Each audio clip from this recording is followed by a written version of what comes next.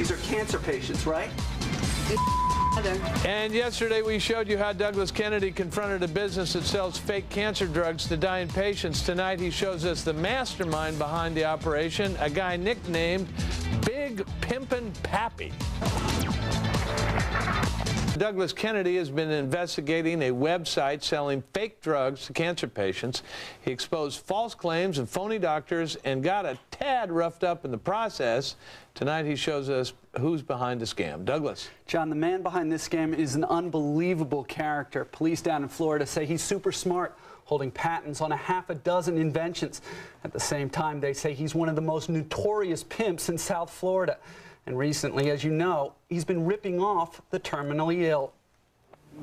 This is the mastermind behind CancerCure.org, seen here naked on police surveillance video, trying to coax an undercover cop into sex. How would you describe this guy's personality? I'd say the guy's just a sociopath.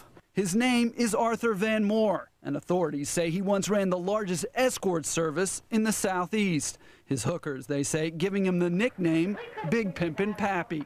He was very manipulative towards them and threatening towards them. Police in Fort Lauderdale described the Netherlands native as an evil genius. On the one hand, he's a member of Mensa, a group for the highly intelligent. On the other, he's a sexual pervert who seeks revenge at the smallest slights. A scumbag would be a word that I would use for him, and that would be being really, really kind to him. Alan Mostow runs this swingers club in Fort Lauderdale. He says 8 years ago he confronted Van Moore after he had propositioned guests with deviance that can only be described as gross. What happened then? We threw him out of the club. He came back, apologized, said it would never happen again. He came back, did the same routine. We threw him out, and a couple days later we found our business burned to the ground. Police say Van Moore is a suspect in a string of arsons, including one at this U-Haul down the street from his old office. He's also filed over a dozen civil suits, including at least 3 against police departments and individual cops who've arrested him. And he had a lot of money through the operation of his business. He could afford to hire lawyers to sue, whether the case had any merit or not. In August, U.S. authorities booted him out of the country for good. But that hasn't stopped him from preying on the sick and vulnerable. When we visited his office, which doubles as an escort business, the woman running the operation quickly calls someone on the phone she refers to out loud as Arthur. Arthur, can I have the It's Arthur. You just said Arthur. That's Arthur. Said your mother. That's Arthur on the phone right now, isn't it? That's Arthur Van Moore on the phone right now, isn't it? It's your daddy.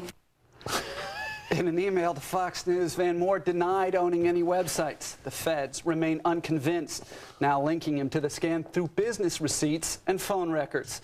Just one more feather in the cap of the person they refer to down in Florida as Big Pimpin' Pappy. John? What is a bigger business, phony drugs or escort service? Well, they told me they sold 3,700 of these bottles last month, and at $150 a pop, that's over $500,000 in a month. How about the escort service? The escort service, they don't call him Big Pimpin' Pappy for nothing. He had a huge escort service, and they were pulling in about $6 million a year, maybe more.